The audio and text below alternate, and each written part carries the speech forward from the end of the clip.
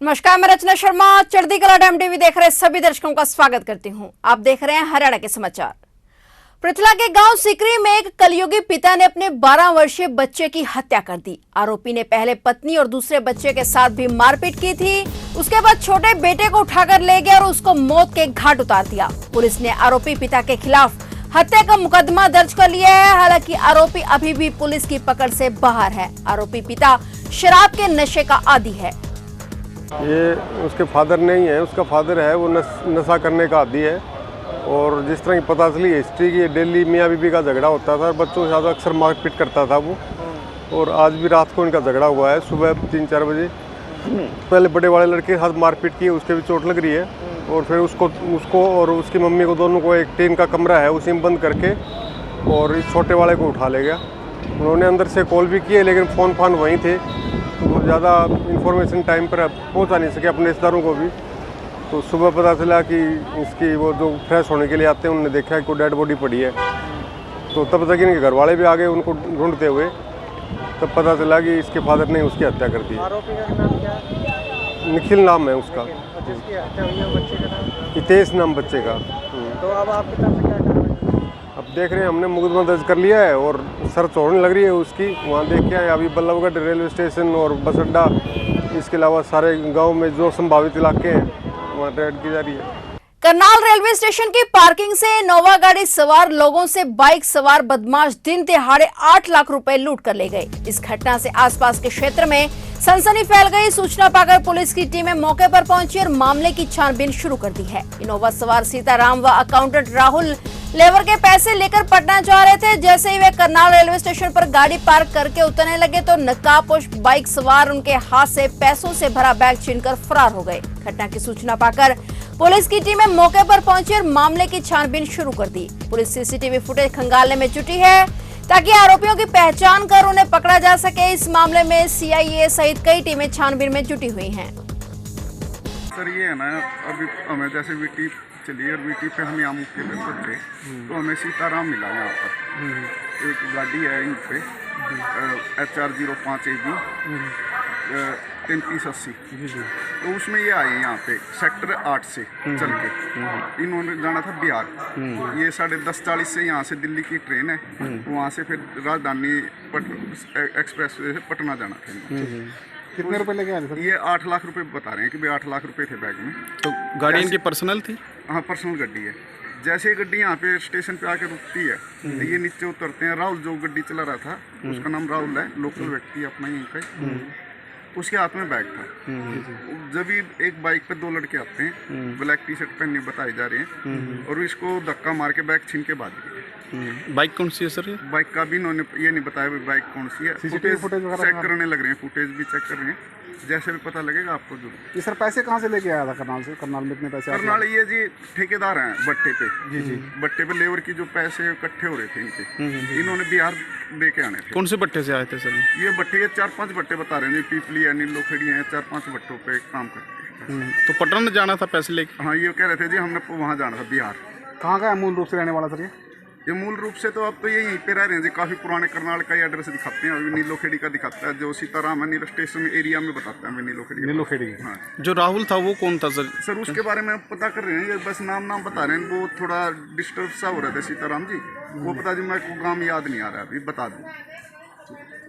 हिंदुस्तान की 75वीं वर्षगांठ पर यमुनानगर जिले का स्वतंत्रता दिवस कार्यक्रम इस बार रादौर में मनाया गया, जहां गृह मंत्री अनिल विज ने मुख्य अतिथि के तौर पर शिरकत की। इस दौरान उन्होंने परेड की सलामी ली और तिरंगा फहराकर जनता को स्वतंत्रता दिवस की शुभकामनाएं दी। वहीं उन्होंने स्वास्थ्य सेवाओं में बेहतरी करने के लिए एक बड़ा ऐलान भी किया। गृह मंत्री ने कहा कि इस बार स्वास्थ्य सेवाओं में काम करने जा रहे हैं। उन्होंने बताया कि WHO के आधार पर एजेंसी सर्वे करेगी कि कहां PSC और कहां CSC की जरूरत है। उसी हिसाब से PSC और CSC का निर्माण किया जाएगा। ये 75वां क्योंकि स्वतंत्रता दिवस था तो 75 स्थानों पर इस बार मनाया जा रहा है। पहले जिला स्तर पर मनाया जाता था, तो जिले तो 22 है, इसलिए इस बार तहसीलों पर मनाने का कार्यक्रम किया गया। हरियाणा की काम करने जा रहा हूँ जो आज तक सारे हिंदुस्तान में नहीं। मैं स्वास्थ्य सेवाओं की मैपिंग का हमने टेंडर फ्लोट कर दिया। अभी तक डिमांड बेस्ड स्वास्थ्य सेवाएं थी। जहाँ पर कुछ लोग ज़्यादा शोर मचाते थे वहाँ पर स्वास्थ्य फैसिलिटी खुल जाती थी, यानी डिमांड बेस्ड थी। मैं नीड बेस्ड बनाना चाहता हूँ। हमें WHO मापदंड के मुताबिक वो एजेंसी बताएगी कि कहाँ पर PSC हो, कहाँ पर CSC हो, कहाँ पर कितने बेड का अस्पताल हो, कहाँ पर ECG की मशीन हो, कहाँ पर कितने डॉक्टर हो, कहाँ पर कितने स्पेशलिस्ट हो।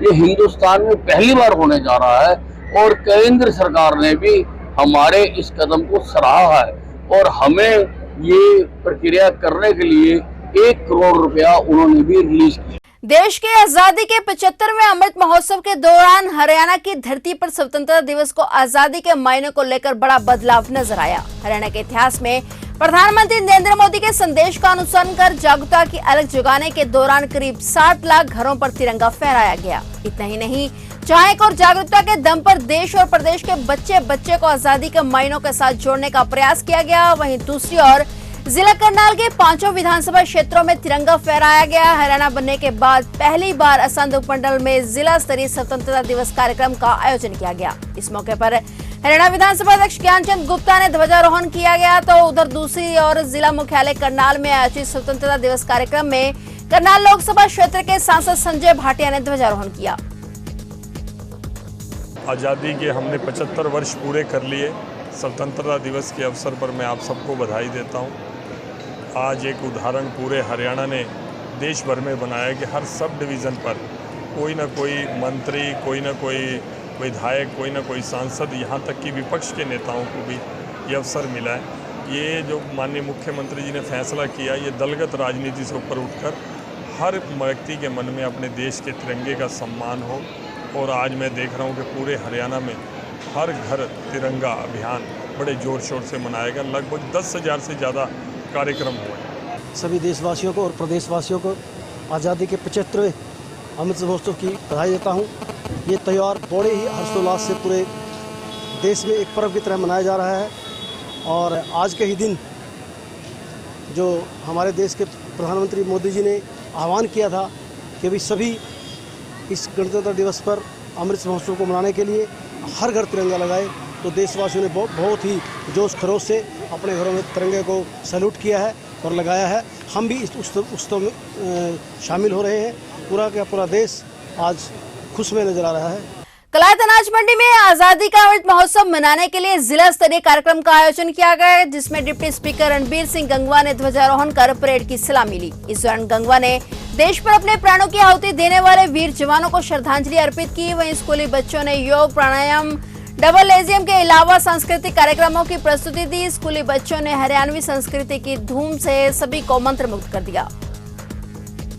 स्वतंत्रता दिवस के जिला स्तरीय प्रशासनिक कार्यक्रम पूरे होने के बाद कलायत नगर एक बार फिर से तिरंगे रंग में रंग गया। ठीक 12 बजे सड़कों पर तिरंगों से सजी मोटरसाइकिलें, ट्रैक्टर, 4 व्हीलर और कारगों का एक बड़ा काफिला उतरा और हाथों में तिरंगे थामे युवा शक्ति ने वंदे मातरम के नारों से नगर को गुंजायमान कर दिया। अंकित राणा के नेतृत्व में निकाली गई तिरंगा यात्रा में 500 बाइक, 100 कारें व 75 ट्रैक्टर शामिल थे। तिरंगा यात्रा महाराणा प्रताप सामुदायिक केंद्र से शुरू हुई और समापन अनाज मंडी में हुआ। अंकित ने कहा कि यह यात्रा आजादी के शहीदों को युवाओं की तरफ से श्रद्धांजलि है। हमने एक तिरंगा यात्रा का एक पूर्ण समापन किया है। अंकित जैलदार जी की ये पहल थी, उन्होंने तिरंगा यात्रा की पूरे कलायत के अंदर युवाओं ने इसमें बढ़ चढ़कर भाग लिया है। तो इस चीज़ के लिए हम अंकित जैलदार भाई साहब के तहे दिल से धन्यवाद करते हैं। और इसमें मेरा एक निवेदन रहेगा भाई साहब की तरफ से कि यात्रा के बाद हमने कलायत में विभिन्न जगहों की जो जानकारी है हम दे देंगे।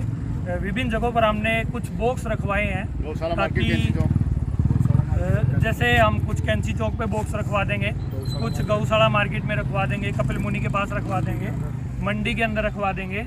इससे हमारा ये संदेश देना चाहते हैं कि 15 अगस्त के बाद जो भी तिरंगा आपको कहीं भी असम्मान रूप से कहीं दिखे तो मेरा आप सबसे निवेदन है, अंकित भाई साहब का आप सबसे निवेदन है कि आप उसको तिरंगे को उठाएं और सम्मान पूर्वक उस बॉक्स तक पहुंचा दें। यही आपसे मेरा निवेदन रहेगा। धन्यवाद। मेरा नाम जिला कैथल के गांव सिरसल में मनरेगा मेट जसविंदर जस्सी व समस्त मनरेगा मजदूरों ने देश के 75वें स्वतंत्रता दिवस को धूमधाम से मनाया और तिरंगा झंडा लहराया। उन्होंने गांव में तिरंगा लेकर पैदल यात्रा की और घर घर जाकर लोगों की छतों पर तिरंगा झंडा लगाया। इस खुशी के मौके पर मुख्य अतिथि के रूप में कैप्टन कृष्ण लाल टूरन व सरदार वीरेंद्र सिंह वीर कानू ने मुख्य अतिथि के रूप में शिरकत की और कैप्टन कृष्ण लाल ने देश व प्रदेश वासियों को स्वतंत्रता दिवस की हार्दिक शुभकामनाएं दी। इस शुभ अवसर पर कई गणमान्य व्यक्ति मौजूद रहे।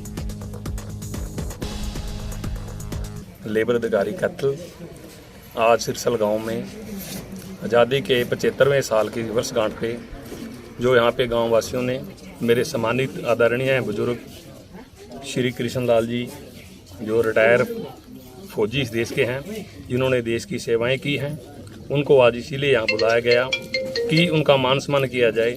सभी गांव के लोगों ने आज यहाँ पे हाथ में तिरंगा लेके ये जो तिरंगा यात्रा गांव के हर घर घर तक पहुंचाई है। छतों पे लगाया गया तिरंगा, देश की शान आन बान। इसको जैसे फौजी साहब ने बताया कि हमारे हृदय में देश के प्रति कितनी श्रद्धा भावना है। आज हिंदुस्तान में नहीं पूरी दुनिया के अंदर जहाँ पे प्रत्येक हिंदुस्तानी बसा हुआ है, उनके जो जज्बा दिल में उत्साह उमंग है, आज देश की 75वीं वर्षगांठ मना रहे हैं और सब लोग बधाई के पात्र हैं। करनाल करन लेक पर उस समय अफरा तफरी का माहौल बन गया जब अचानक लेक पर लड़का डूबने लगा। जो ही लड़के को डूबता देख शोर मचने लगा तो करनाल की करन लेक पर अचानक नहर में गिरे लड़के को डूबने से बचाने के लिए नीलोखेड़ी से विधायक धर्मपाल गोंदर तुरंत ट्रक से रस्सा लेकर भागे और उसके बाद लोगों की मदद से लड़के को बाहर निकाल लिया गया और गनीमत रही कि एक बड़ा हादसा होते हुए टल गया। फिलहाल लड़के को एम्बुलेंस के जरिए करनाल अस्पताल भेज दिया गया है और लड़का गाँव कैमला का बताया जा रहा है। फिलहाल हरियाणा के समाचारों में इतना ही और नए समाचारों के साथ फिर से हाजिर होंगे। तब तक के लिए देखते रहिए चढ़ती कला टाइम टीवी और अब मुझे दीजिए इजाजत। धन्यवाद।